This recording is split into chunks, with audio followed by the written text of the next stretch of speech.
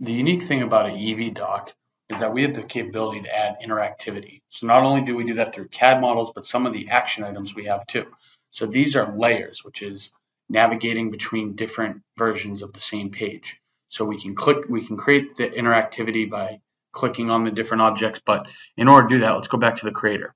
Down the left-hand side, you'll see a bar. This is our layers bar. So we can show layers, we can hide layers, and if you want to edit a specific layer, you can double click. You'll see when it gets bolded, that's how you know you're editing a specific layer.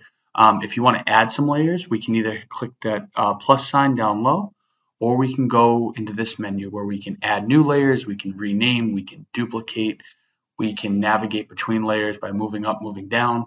Um, Great way to kind of overview and manage all your layers at once. You can associate specific master pages to layers also.